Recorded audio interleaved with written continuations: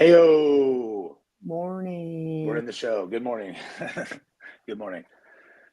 How's it going? How's it going? Happy Wednesday. Are you having a good day? I am. Well, mainly just because the warm weather is back. Yeah, actually that was I was brutal. It was like suffering. yeah, absolutely. That was definitely some goings on in the internet was the that was the theme of most memes last week were the cold weather the cold Yeah. weather. My Yeah. favorite was like, all right, I've had enough of my free trial of living in Antarctica. I'd like my Florida back. And literally, it's like Yeah, I'd like my Florida back. 3 days of, not even 3 days. The whole week last week was brutal, but back to warmth. So that makes me happy. Yeah, thank goodness. That's why we picked Florida is not so we could Exactly. freeze. Although I'm still a little chilly. I felt like Yeah. that's The why I the got the cap on. mornings, So but afternoon at yeah, least it's a little bit warmer when the sun's out. it's supposed to be like pretty hot. I think coming up too. So at least we Yeah, can I think it's at supposed to be least like the 80 on relief is Friday, here. so that's exciting. Ah We're thanks on the God for that mend. one. So are you so I we already talked about it, so I won't pretend like we didn't. But do you you haven't tried DeepSeek at all? You don't know Mm-mm. anything about that? I don't even think I've All like right, so heard it. Like I haven't heard DeepSeek, of mentioned. ChatGPT over the weekend, let's see, I think it was probably like Monday morning. We and over the weekend, the stock market took a huge hit because the Nvidia stock and everything went down a bunch. I can't remember what the numbers are at because I'm not particularly into that kind of thing, but that's what was really first kind of making waves because this new Chinese chat model, this new Chinese large language model like ChatGPT. Mm. Basically, the long story short, or the too long didn't read, is that and here I have it pulled up over here. Oh, and here this is funny. If I so I pulled it up ahead of this so that we could just kind of take a look at it, and I think it's kind of fun to show. The server is busy, so I, I said, "What are some marketing going on?" And So it's so the busy. interface looks identical to ChatGPT. It's basically identical, and the reason that it's making so many waves is because the essentially what they've done is they've built it. Uh, Number one is that it's open source, and so that means that um, you can the instance that they have online and the mobile app and stuff is like hosted on their servers, but you can download this onto your own server and then bias it or unbias it however you want. And so that part is making a lot of waves. So that even though because it's created by the Chinese government, that does create some security concerns, obviously, a Mm-hmm. la TikTok.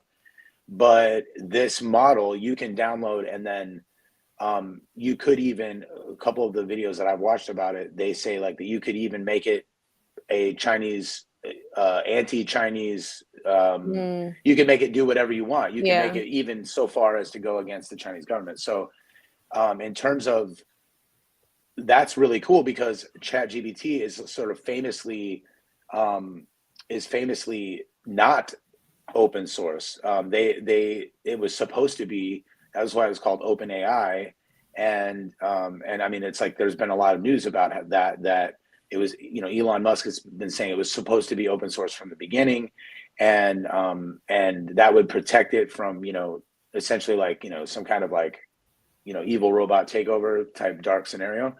And if they kept it open source, then the people could use it. It would be kind of free for everyone to use and ChatGPT didn't go that way. They went the other direction, which is to just kind of close everything off, so no one can really know how it works exactly. We just kind of have to trust their word for it. And so this one being open source is making a lot of waves. And the other thing that's making it make a ton of news is because they did it for really really cheap. And they did it for my understanding is they did it for like $5 million or something like that to Mm. build it. And because we had put in under Joe Biden, we had put a lot of regulations on what in an effort to like kind of hamstring other governments from developing these things, especially the Chinese. we limited how many like chips they could use and stuff like that.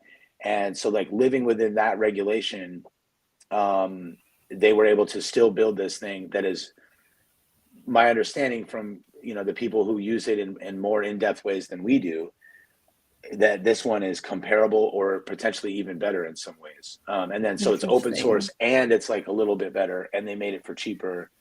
But on the made it for cheaper part, because I've watched videos on both sides of it, so sort of the counter argument is that even though they made it for cheaper, it's like, did they really? Because we can't necessarily trust the government who made it, or that's kind of the counter opinion to it. Is like, are we sure that they There's are that lack just of lying trust about there how still, much? yeah.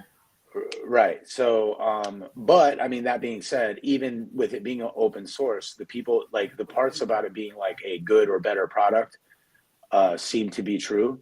And the parts about it being quicker, I mean, right now the server's busy, but the parts about it being quicker appear to be true. And you can download it. Anyone can download it. Actually, I guess I could. I guess my thing about it is I don't Go ahead. necessarily fully understand the open source aspect of it, which that's just my own user fault because I just don't understand open source. Oops. But I lost you for a second, Bailey. I think you can hear me. I lost you for. Yeah, I can hear you now. You were lagging for just a second. Oh, go again. About the open source. Yeah, that's just kind of like the aspect of it that I don't necessarily understand fully. So but that's just user error on my end that I don't understand it. But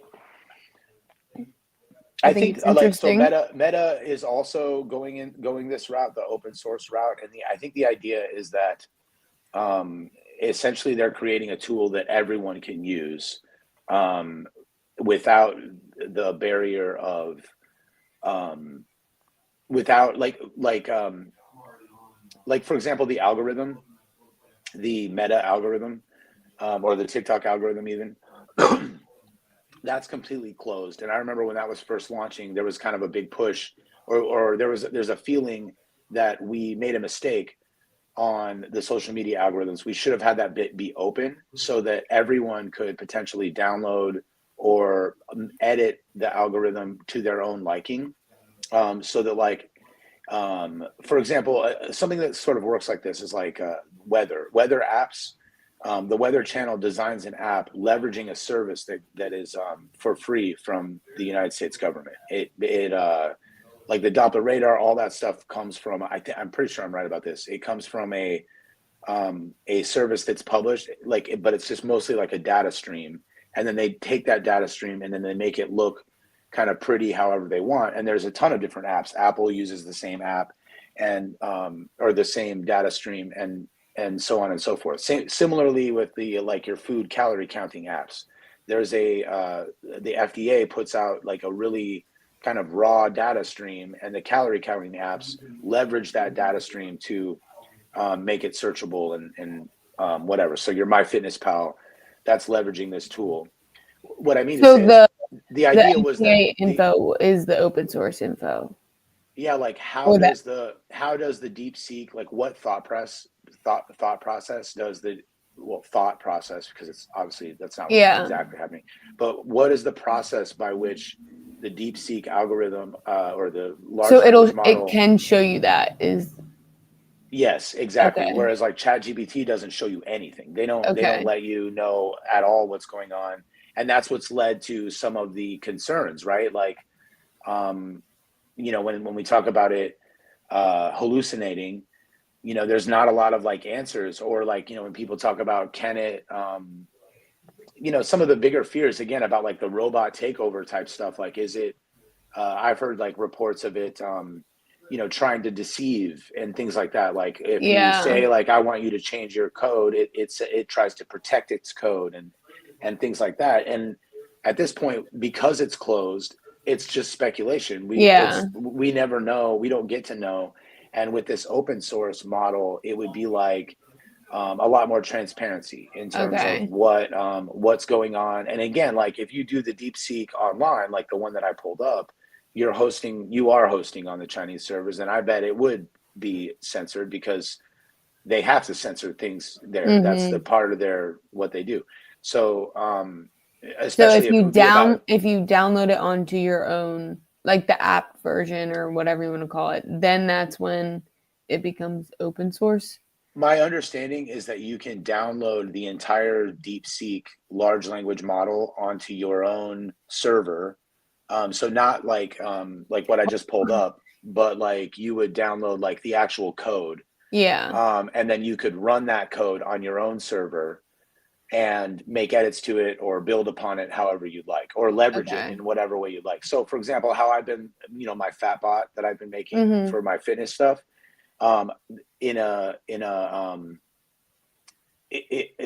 my understanding is that we would be able to, like, let's say that fat bot really took off, I would be able to download that onto my own server and then tailor it just for me and for the services that I want. So like right now, when I'm doing the fat bot, I have to do these codes that go through chat GPT and all this stuff. Whereas like with this one, ideally in a perfect world, I'd be able to tailor that just to my needs. So for creating opportunity, this type of thing, and that's what really I think affected the stock market the most is that well, there's a couple things, so I'll get to that in a second. But the for creating opportunity, this one could create a lot more opportunity because businesses or the average layman, which I firmly believe, the people within the people, if the more people that get a chance to try and innovate with these tools, the more valuable it will be for society as a whole. Or rather than like locking up all of the new tools so no one can use them, I think a better strategy is to let everybody use them and let See, everybody, yeah. right, exactly, See let what some can come of kid. that. The reality is some kid in like Ohio might be the smartest dude around and might know how to like leverage this in a way that we're not even thinking about. Creativity is weird and it It shows up kind of in weird reminds places. me of like my generation.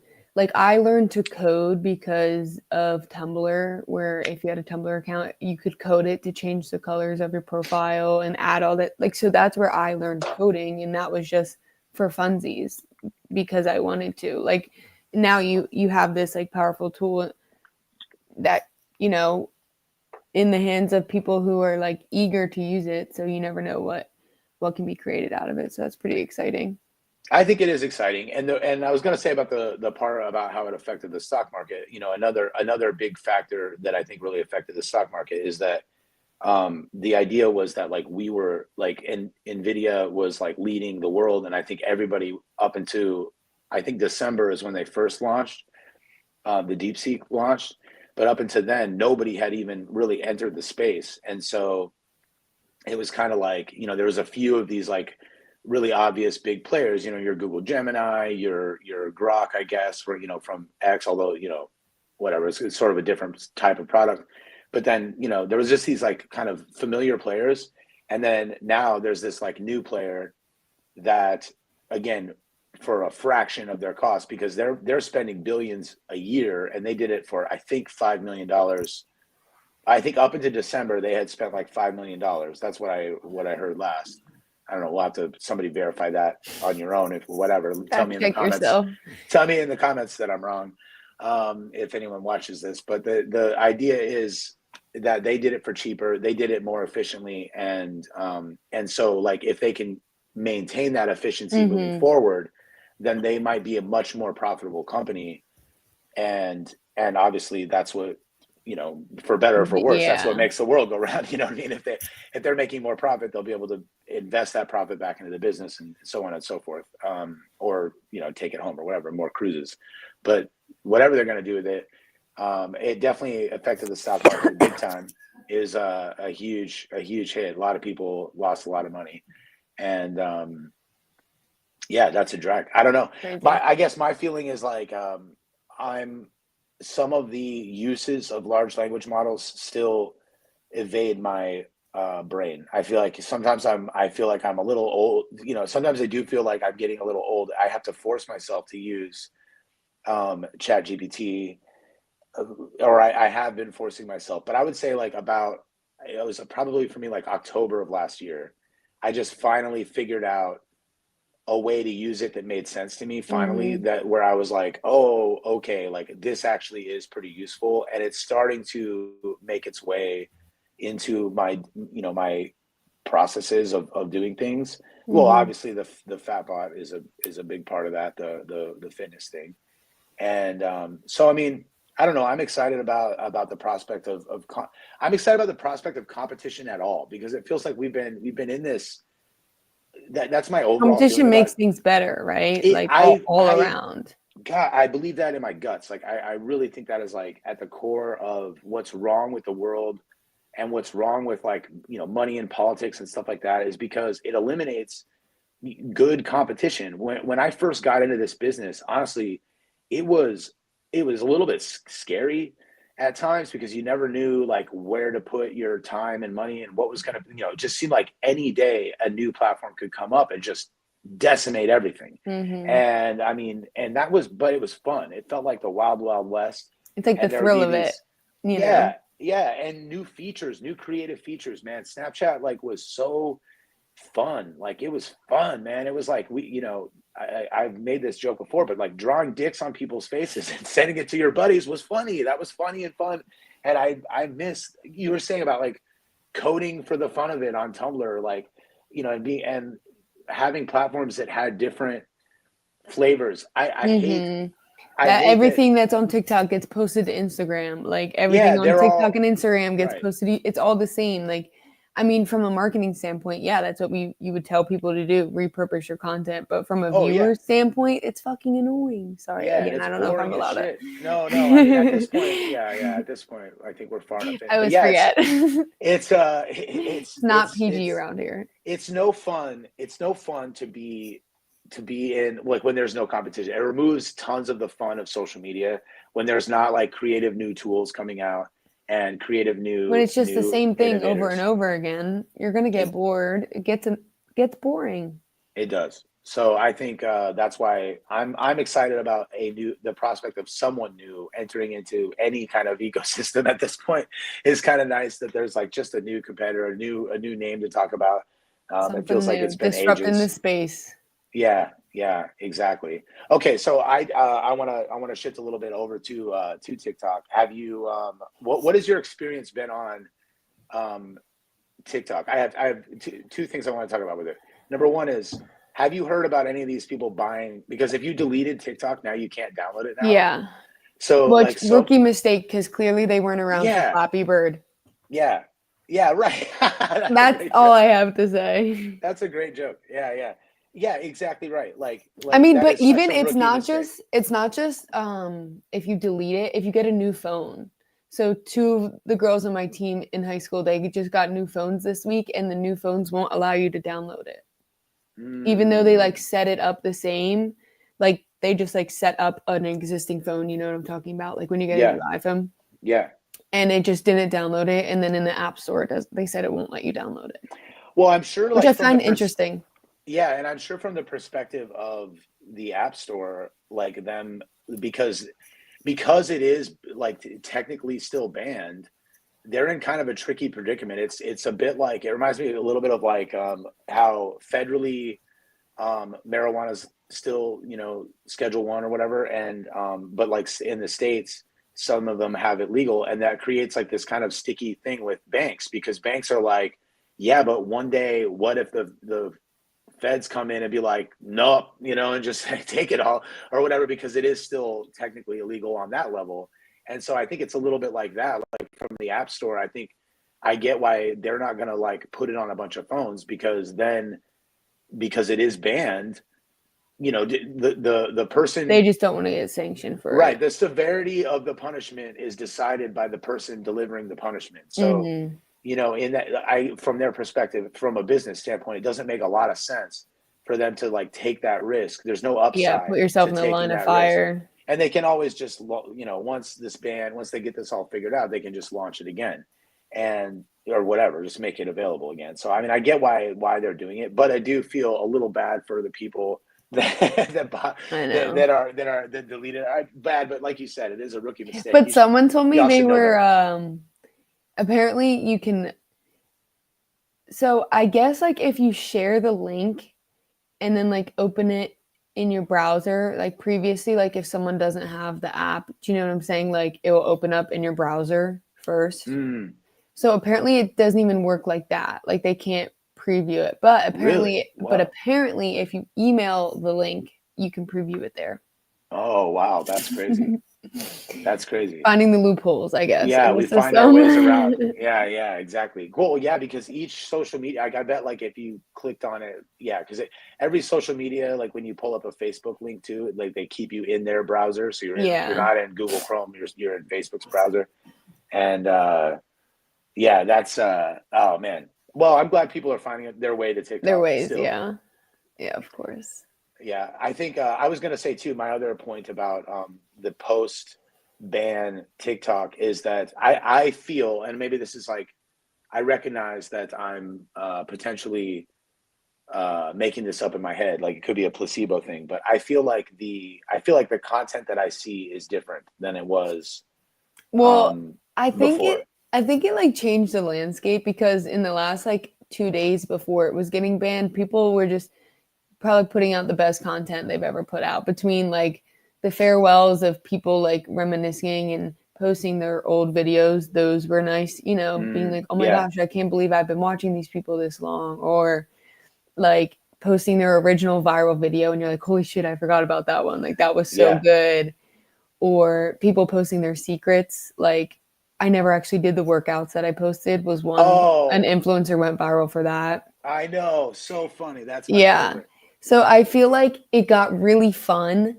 Like people just had no care in the world because what you're going to cancel somebody with 1 day left of TikTok. Like Yeah, it just got really fun. And now that it's actually still here, people are like, oh shit, like what do I post now? Like, yeah. because I mentioned this last week, but I think it forced a lot of people to pivot because they realized that their main income, their following, their community was all through TikTok, and that gets pulled out. The rug gets pulled out from under you. What are you going to do?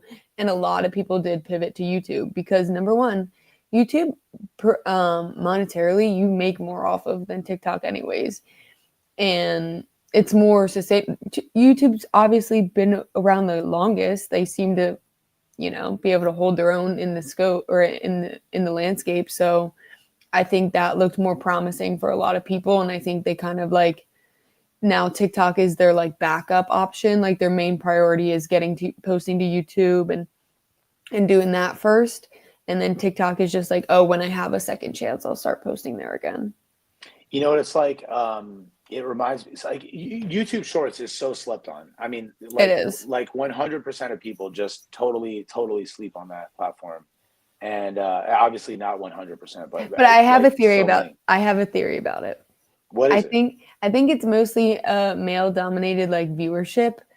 And I Mm, think it's truly like the males who are like, no offense because you have TikTok too, but like who are like, I'm not downloading TikTok. Like I already have YouTube. So like, you know, they sure. get that TikTok fix through I YouTube think shorts. so. I will say this. I first of all, you're probably not super wrong because, and especially for me, like that's one of the reasons why maybe my content does well because I am a man and I Mm, post generally for men. Um, you know, for the most part, my videos are about jokes about men or whatever, things that men would get, especially on there as like lifting weights and whatever.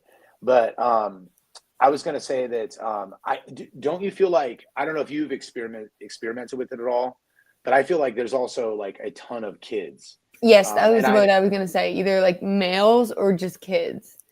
I think we know, like from advertising on the platform and on all of the platforms for so long, like at least in my experience, game placements and stuff like that, those are always a uh, they're just sort of like an impressions suck from a marketing perspective. So like, and it's because like kids are generally playing the game. So like for example, like if we're running an ad for like a roofer or something and we see like impressions are really high but we're not getting any conversions, 10 out of 10 we got to turn off 10 times out of 10 we got to turn off the game placement because Mm, the game placement is just sucking in all the impressions. And even though like dad or mom, their phone owns the says that account or they're 35 or whatever, but they're on all of their kid is playing whatever. So, it's like registered, it's all Mhm. showing up in games. And I know that happens on YouTube as well. It happens with us. We don't, run too many of that type of campaign there but it's largely for that reason, because the impressions are sort of meaningless. And Yeah. again, especially in YouTube, the likelihood, and this is a little bit anecdotal because I'm a dad too, but the likelihood that everybody's logging into different accounts for different kids is Yeah, no. pretty not happening. And when your kid is like 3 and they're watching like Ryan's, yeah, you probably don't even know what this is, but Ryan's toy review, or these types of videos, like the ads that come up there, you can just tell like these are trash ads. These are the worst, and these kids just kind of slam through these videos. Mhm. So I think that's where a lot of the viewership is coming from, is a lot of kids. But I will say I've been in social media long enough to know that it's always kids that start this shit off. Like, it's always kids. Mhm. MySpace was always, young people. Facebook was literally college kids. I know that's a little bit older. That's who sets the trends, right? Like, Tumblr, that's yeah, what it Tumblr is. was Snapchat still is driven largely by I mean, an like, under 18 audience. right now, a lot of, like, the jokes or, like, the memes are about, like, how I think it's what Gen Alpha talks about, like, or how they talk, like Sigma, Riz, all of that. But then, like, my generation, when we were younger, saying things, I don't like, our parents used to get on us for the things we said too. So, like, it's continually to evolve. It's always the youngest generation is leading the trends, leading what's cool, what we like. But yes, it's cyclical and it all comes back around, but that's who's like setting that, is always like the younger generation, because And I that's who's think, consuming. Because most parents, are yeah. like, let me put my kid first, and they're consuming things for their kid before they're consuming things for themselves, right? And So I that's think, where most of the money's going to be spent. yeah, absolutely. And I think that a lot of parents, I think they confuse, like, I think that they are quick to ban social media, but they're incorrect about why they want to ban it. What I mean is, like, everyone's kind of aware of the like predators that will come after you on social Hmm. media, but the part that I think people don't realize is the it's sort of like junk food for your brain of like scrolling on TikTok. That's the part that you really got to. I think you I got to think be it's worried the about the predators consumption of too. other people's lives. Yeah, yeah, and that whole like behavior of just like, like the swiping and kind of mindless thing. It reminds me of like kind of like taking drug. I think it's a little bit like taking drugs, and so you have to have kind of a disciplined. It's the fix. And I'm not perfect Yeah. at it either, but you have to approach it with some discipline. And the reason that I'm mentioning it is like on you. I think that a lot of parents let their kids do YouTube because they're like, well, there's nobody reaching out. There's no like real social aspect. Yes, you can leave comments and stuff, but there's not a lot of like DMing that goes on Yeah. YouTube. And so a lot of parents feel like, well, okay, well, it's cool. I can let my kid have It's YouTube. safer. Yeah. And I actually think because of that, it's like almost more dangerous because they let, and I'm speaking from experience because I'm very involved with I mean, what my me kids watch. personally, Yeah. Oh yeah. I trying to bet get you're a young kid enough. who's been on, I mean, even just like with babysitting and nannying people, Oh yeah. like trying to, if a kid spent an hour on YouTube on their iPad or even on the TV, trying to be like, hey, it's bath time, or like, hey, we got to go eat dinner. That's a fit right there, trying to get them just to leave the iPad to come over to dinner, because Yeah. they get mindlessly stuck in it. I mean, I do too. But I'm an adult and I know how to consciously make that choice. That's a child who doesn't know, like, okay, I've been sitting on this for an hour. I should probably stop Yeah. now. And then it makes sense why there's screen time tantrums that follow. Yeah. I've been trying really hard to just like kind of look at it like, because I mean I'm guilty of it for sure. I let them watch YouTube sometimes, but I have their each of them have their own account, and I do look at their like The views. what they were viewing and stuff, like what they watched, and I block all the time. I have to block people all the time, and the people that I block, like what's really it's like really easy to block like the really obvious offenders, like those people that are, whatever, it was like a naked woman dancing or something. Obviously, like, those are easy to find. But a lot of times it's like I've seen a bunch of videos that are like these kids like playing, and then they're like, playing, and then like Batman comes. It's like a kind of a Batman costume. It's like a kind of a cheap Batman costume. You're like, okay, Batman, cool. And the Joker comes, you're like, all right, cool, Batman, Joker. And then, you know, they start like kind of play fighting. Okay, cool. And then one of the guy pulls out a chainsaw, and you're like, all right, like what's going on now? You know, all of a sudden, you know, man, it just like gets kind of like progressively weirder Yeah. and weirder and weirder until eventually But I you're feel like like, that's intentional. yeah, I think Because like at first I view, you're absolutely like, agree. oh, okay, this is good for them to watch. You walk away and then it gets freaking weird. Yeah, If that's you look over their intentional. shoulder and you're like, oh, it's Batman, you know, that's a shitty Yeah. Batman costume, but all right, Batman, cool. And you know, and so yeah, exactly. I think it's by design. I think it's for sure by design by somebody, maybe just trolling or whatever. Like I don't think they necessarily had any truly nefarious intentions, but I do think it's yeah, it's scary. It's a scary time. But to bring it all home to the YouTube shorts, why I think those are doing so well, I think a big part of it is because tons of kids are watching these videos. But that being said, I don't think anyone should use that as an excuse to not create content on YouTube Shorts. Yeah, I Even though agree. there are kids using it and consuming it, I think like with you know the launch of you know the Snapchats and the continued success of Snapchat, just because kids are using it doesn't mean that like more people as these kids get older, you know never bet against an unregulated monopoly is a is a I mean, motto I like if to live you by. grew up always going to YouTube, not Yeah, just YouTube Shorts, if like exactly. you didn't know the answer to something, that was your instead of Googling, Yeah, because YouTube will probably give you the same answer that Google will, but with a visual, right? Like yeah, that's gonna be your go-to thing as you grow up. Oh, just YouTube it. Oh, just look it up on YouTube. Just look it up on. yeah.